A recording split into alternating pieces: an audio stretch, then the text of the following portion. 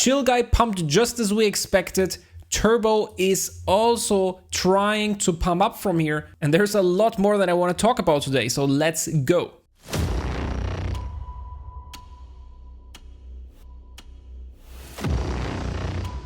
Welcome back. Let's start with chillguy because we were right once again. The first time I talked about chillguy here is a couple of days ago. This was exactly here.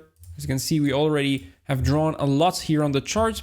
And from that point on, I told you it looks so good. The chart looks just good. And that I'm expecting pretty much a pump because we are right at all-time highs. And we have a lot of retests here. We have higher lows all over. And then we straight up pumped 35% over the next couple of hours. Then again accumulated here in the tight range, just at all-time highs. And therefore, in yesterday's episode, I told you it still looks so good. And that was pretty much exactly here at this point. And what happened after that is pretty obvious. We pumped up again. And from that point on alone, this was a 50% pump to the top. We had an aggressive wick here that brought us just below the 1.618 Fibonacci extension again. And now we are once again accumulating very nicely, exactly above this support zone, which is the all-time highs. And now the question is, will we pump up from here again, or are we in for a bigger correction first? Now, the first thing I want to notice here, and let me remove all of the drawings here. Let's start over so that it becomes more obvious. You can see that we still have higher lows all over, including this recent price action. Then we have this very obvious support zone and resistance zone. And now we are still above it. The thing is, my short to midterm price target here was measured out using the first move. So this is actually pretty normal. We can expect a similar move to the upside here, similar to the first move that initially led us into a sideways phase.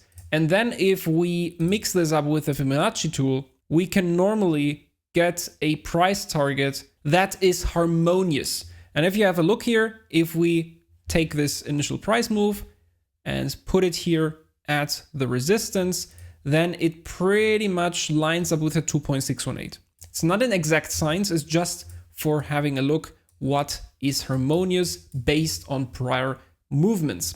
And as you can see, the 2.618 is sitting at $1.12 approximately. And from current prices, this would be pretty much exactly a 2x. And with a market cap sitting at $567 million, this would bring chillguy to $1 billion valuation. And you can also see the wick was exactly rejected here in the 1.618. The prior Fibonacci extension that I've drawn was from a smaller move here. And now with the bigger Fibonacci retracement from the absolute top back then to the absolute bottom of the sideways phase, you're actually seeing for the bigger movement that this aligns very nicely. What's also great to see is that chillguy has a constant influx of new holders. You can see that here over on holder scan. If we, for example, compare that with Peanut, which had a great rally, you might remember, there are not too many holders coming in. And that is with half the holder count. Here you can see 65,590 compared to 145,614 on chillguy. So the price action is pretty much speaking for itself. Also the on-chain data here, chillguy, very big influx, Peanut, no influx, and there is also no price action at this very moment. I've also talked about this yesterday, and it looks pretty similar here over on ACT, which is an AI meme coin. Peanut and ACT are pretty much flat. They went down, and there's no indication of a big rally coming up by just looking at the chart. By judging by the holders, we can expect something from ACT here. You can see there's also a big influx here of people. The thing is, we obviously don't know if this is whale wallets or plankton wallets. If this is a whole lot of plankton wallets with $10, this won't make too much of a difference compared to if this would be whale wallets with big amounts of money that flood into this token. But anyhow, chillguy looks good. My price target is in play as of now. If On the other hand, we would see something like us breaking below that and closing below that with multiple 1 hour candles, then this would actually change the trajectory for the short term. But at this very point in time, I'm still expecting more upside. Also, if we have a look on the top memes here over in CoinMarketCap, you can see that judging by the 7-day performance, let us sort it. And there you can see that chillguy is ranked number 4 here by its performance over the 7 days, all over the meme coins that you're able to see here on CoinMarketCap. Obviously, there's coins that do even more, but chillguy is something that goes around all over social media. If you have a look on Instagram, pretty much every second meme is chillguy. So this is not only in crypto. We're seeing pretty much a merge of the memes in the mainstream and what's actually on crypto, where we have coins. And it's crazy to see that we have a coin that is pumping. And I do think chillguy came out of pump.fun. So you know what's on pump.fun? There's a lot of bullshit. Also with this bullshit live stream feature where we had crazy people doing really strange stuff. So they basically shut off the live stream feature. Yay. But anyhow, the point I wanted to make is we have a coin that came out of this pump.fun platform that really attracted people, that really had a great performance and still has a great performance.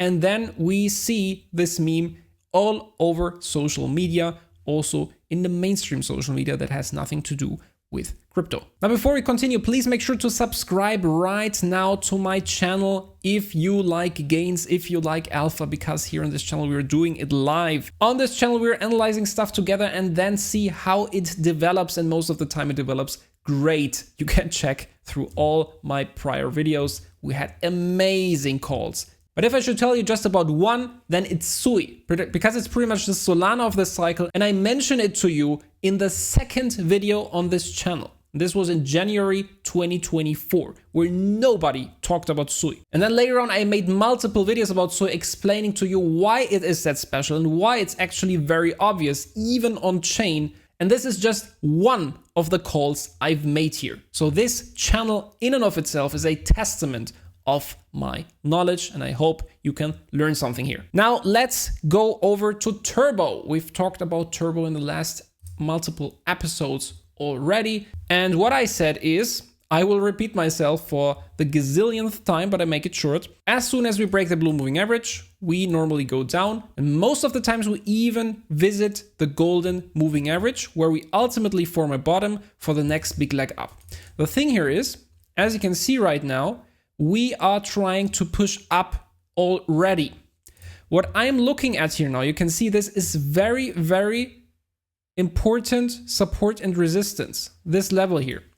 And at this very point in time, it's still possible that this is a bearish retest for the very short term.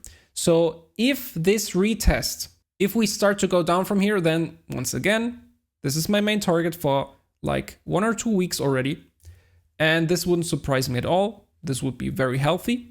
Otherwise, if we actually manage to close a daily candle above this support and resistance zone, let me make that more beautiful here. So this is actually obvious. Okay, so this connects, as you can see, the candle body closes. This is very important. This does make a big difference to when we would connect all the wicks. So let's connect the candle body closes. And if we would actually close a daily candle above this level, then this would increase the probability for me that this is the bottom. Until then, I am still leaning mostly on this price target, which is my primary target anyways. If you're fully positioned in Turbo, then you obviously don't care about all of this price action because you just wait for Turbo to make its move. And at some point here in the next few weeks, we will get, in my personal opinion, not financial advice, we will get that move alongside most of the altcoins, or all of the altcoins, if you will, and break all-time highs and rally up higher. So this is just the micro analysis for the next couple of days here, and judging by what Turbo has been doing in its recent history. Because once again here, alt season is looming. I will repeat it over and over and over again because this is the most important thing in crypto. Every 4 years, this is the best part of the cycle. As soon as we break down, this is alt season, we are just in the process of starting to go down here with the Bitcoin dominance, and the most explosive moves all over altcoins are made in this phase. This lasts maybe 1 month, 2 months, 3 months. We don't know exactly, but as you can see here in 2021, exactly also at this 60% level here, at this point, the real action started. This point in time, actually till here. So you could say till like June, this was the biggest part of the alt season. And this is what we can expect here, in my personal opinion, as well this time around. And this is just a matter of weeks. And we're already in it, as you can see. We're already in this phase. Today alone, we had a lot of altcoins do crazy pumps already in the real alt season. So if we are like here, for example, in this phase, you will wake up and a coin will do 20% while you make your coffee. Then you go to work and you will have another 20% plus in your portfolio, and so on and so forth. While you're in the gym, another 50% plus. This is the real alt season, and this is what I'm expecting actually. And obviously during that phase, trading is very forgiving. You pretty much are trading then and investing on easy mode, because even if you buy in a spot where it would be not too great, 1 or 2 days later, it already has pumped another 100% and you're net positive again. So this is great times to be in. But don't forget, this won't last forever. And quite sadly, most people forget that and then round trip all of their gains, or even leave the market without any money, although they had great gains in the first place. So please don't be like that. Don't be greedy. Keep it low, keep it cool. And don't forget, only realized gains are gains. Later on, this could be months away, but if everybody talks about crypto, if every news outlet is talking about crypto, if the outlook is pretty much perfect and everybody is now expecting even higher price targets, $1 million for Bitcoin in 2025 and so on, then please get the fuck out and take your gains with you. I know this is early, but most people will forget. Although I am saying it in this video, and many people will watch this video, hear it, and then in a couple of months' time, they will still forget it. But I really hope that just one person, it would be enough that just one person watches this video right now, hears me saying that, and remembers later on, so that he or she won't lose all the gains that he or she made in this beautiful alt season that we are about to see. One more look at Kaspa here. You can see pretty much nothing happened. We're still accumulating here. So nothing to say here. I've said anything about it in the last episode. Please go ahead and watch these. What I want to say still is regarding KRC20 tokens. Yesterday, I've had a look at Nacho, Kango, and Conan because you, the community, wanted me to analyze them a little. And by the way, still let me down in the comment section which projects you want to analyze me in the next episodes. And what I said yesterday here is it will be interesting to see if we can see Kango switch Nacho. And one of my subscribers told me in the comment section that this was actually right. Kango already switched Nacho for a very short amount of time, judging by the market cap. At this very point in time, there is a gap. You can see 43 million compared to 27 million, but Kango had a pretty sustained and powerful rally, and Nacho is pretty much going sideways for since its launch. But on the other hand, Nacho has this pioneer effect because it's mostly constantly, the biggest project on the chain, and therefore a little similar to Ordi on BRC20, Bitcoin inscriptions. And Ordi is to this day the most powerful project on Bitcoin. It had absolute crazy returns and it still looks very good, by the way. I haven't analyzed it on this channel up to now, but I can tell you, I'm analyzing a lot of stuff. And Ordi is one of those projects that actually looks pretty good also for this alt season. Anyhow, please don't forget to join my Telegram community. Link is down below in the description. It's free. There is a lot of great people there. But most importantly, please don't forget to subscribe to my channel right now. Until next time, crush the markets. Goodbye.